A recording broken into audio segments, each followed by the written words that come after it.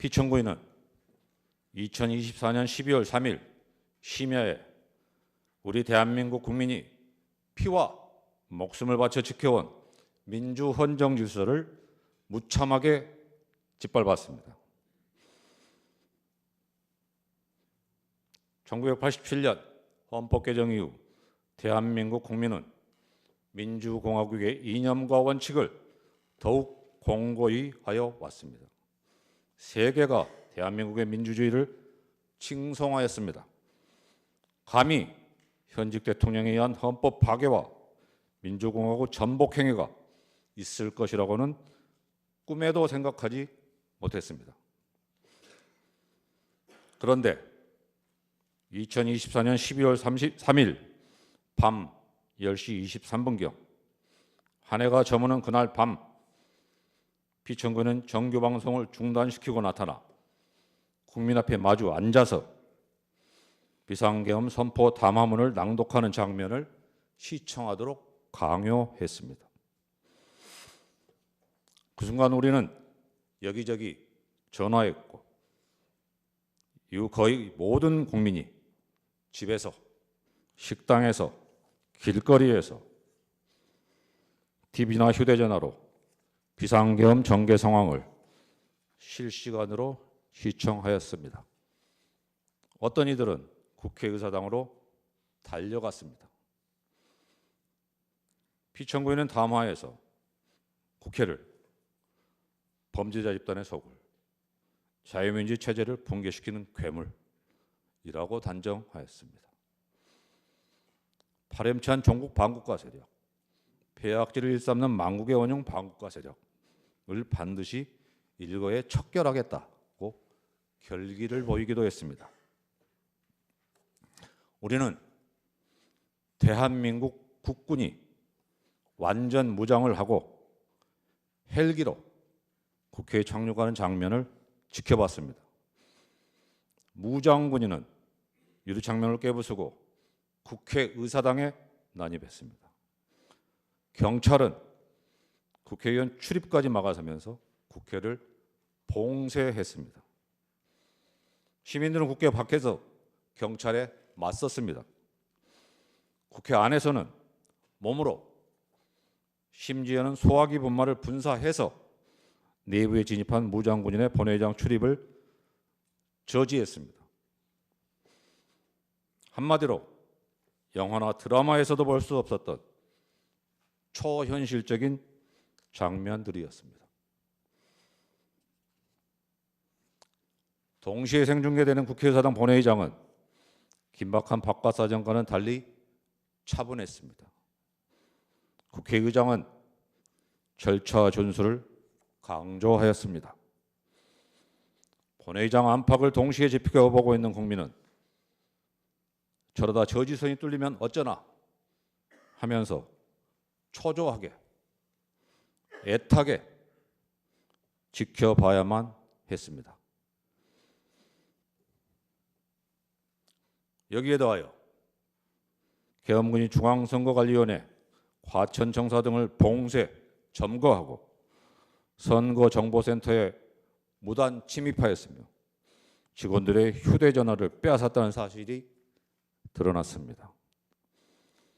중앙선거관리위원회에 대한 이러한 행위는 피청구인의 비상계엄 선포 담화나 계엄 포고문에서는 전혀 예정되어 있지 않은 행위입니다.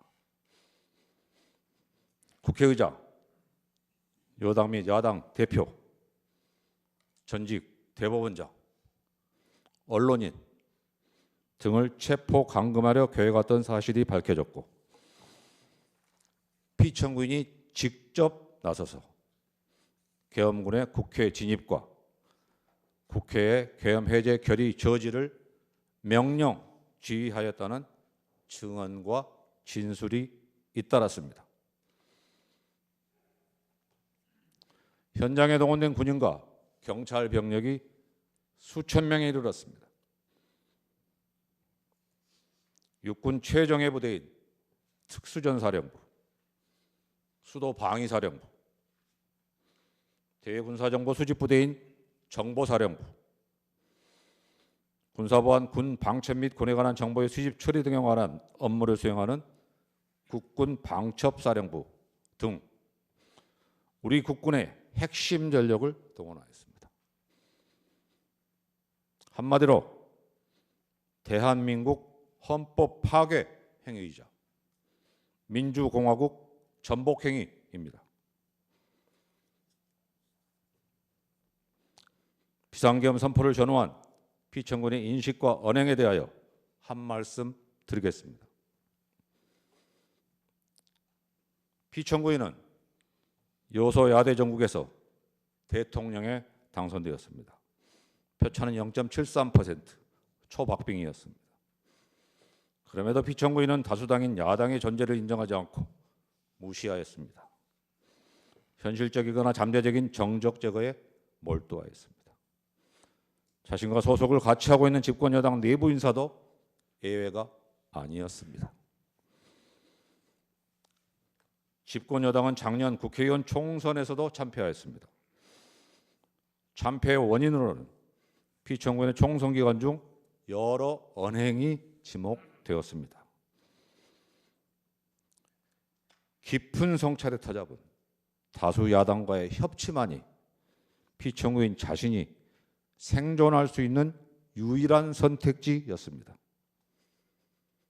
그러나 피천구인은 총선 참패가 부정선거의 결과라는 망상에 빠졌습니다.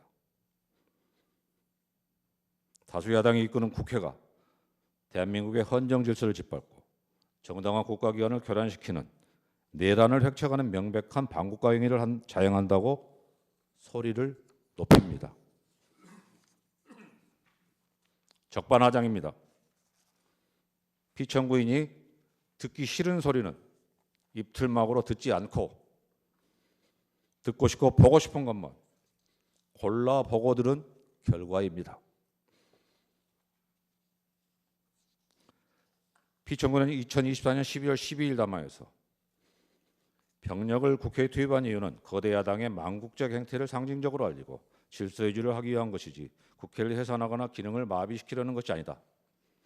계엄령을 발동하되 그 목적은 국민에게 거대 야당의 반국가적 폐악 행위를 알려 이를 멈추도록 경고하는 것이었다. 라고 강변하고 있습니다. 그러면서 도대체 2시간짜리 내란이라는 것이 있습니까? 질서유지를 위해 소수의 병력을 잠시 투입한 것이 폭동이라는 말입니까? 라고 외치고 있습니다. 피천구인이 그날 밤 일선 지휘관들에게 직접 내린 명령이나 우리가 지켜본 현장 상황에 정면으로 배치되는 주장입니다. 1심 판정에서는 내란 프레임을 짜고 자신에 대한 탄핵 공작을 하고 있다면서 음모론까지 제기하고 있습니다. 비상계엄을 계몽령이라고 주장하고 있습니다. 누가 누구를 계몽하겠다는 것입니까? 법꾸라지 법비의 요설이라는 말까지 나오고 있습니다.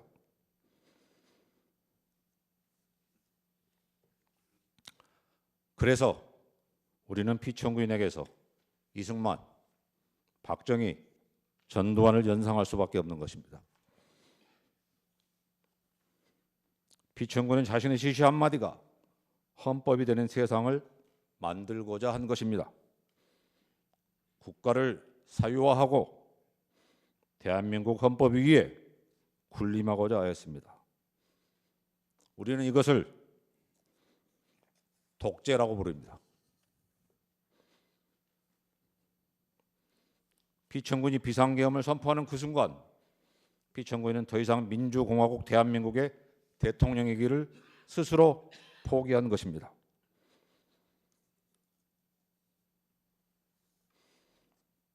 헌법재판소는 피천구인 주장의 부정선거 논란에 대하여도 깊이 헤아려 주시기 바랍니다. 피천구는 2025년 1월 15일 공개된 자필 메시지에서 우리나라 선거에서 부정선거의 증거는 너무나 많습니다.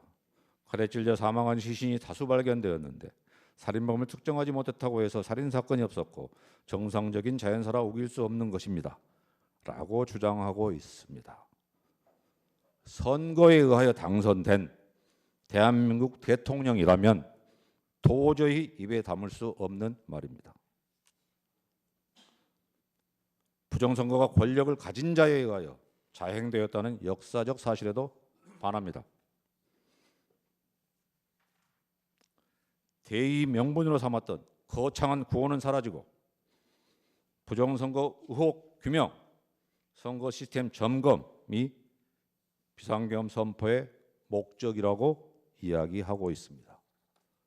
구차합니다.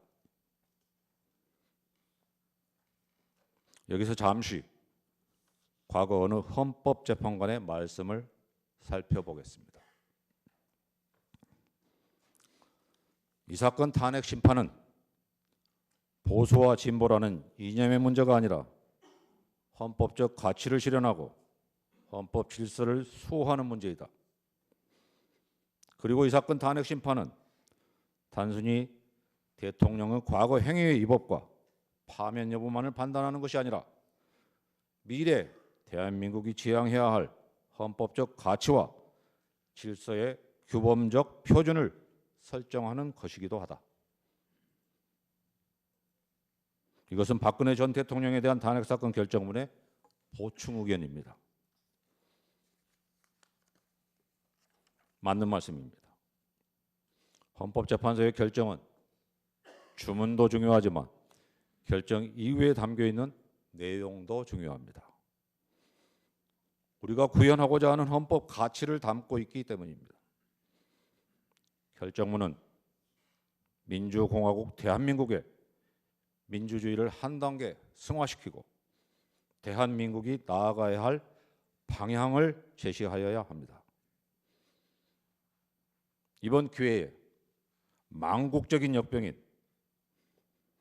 부정선거 음모론에 철퇴를 가함으로써 민주공화국의 기반을 굳건히 할 수 있도록 하여야 합니다. 오늘 이 심판정이 존재할 수 있도록 계엄군과 경찰에 맞서 싸운 민주시민, 국회의원과 국회 관계자,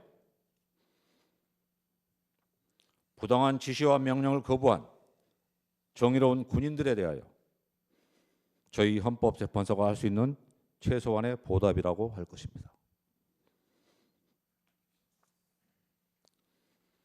피청구인은 한날 한시라도 신속하게 파면되어야 합니다. 피청구인은 내란 우두머리죄로 구속, 기소되어 재판을 받고 있습니다. 전 국방부 장관, 군 고위 장성, 경찰 수뇌부도 내란 중요임무 종사죄나 내란 부하 수행죄로 기소되어 구속 상태로 재판을 받고 있습니다. 피청구인이 파면을 면한다고 해서 처벌을 면할 수 있겠습니까? 다시 국정을 맡길 수 있겠습니까? 피청구인이 이 순간에도 거짓과 가장으로 자신의 지지 세력 결집을 시도하고 있습니다. 국민을 편가르고 있습니다. 폭도들이 법원에 난입하여 폭동을 일으켰습니다.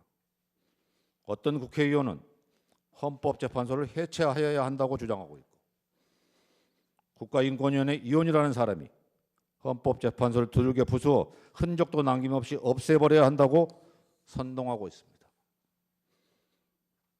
극도의 혼돈과 혼란 상태가 지속되고 있습니다. 비상계엄이 우리 경제에 미치고 있는 부정적 영향은 날로 심화되고 있습니다.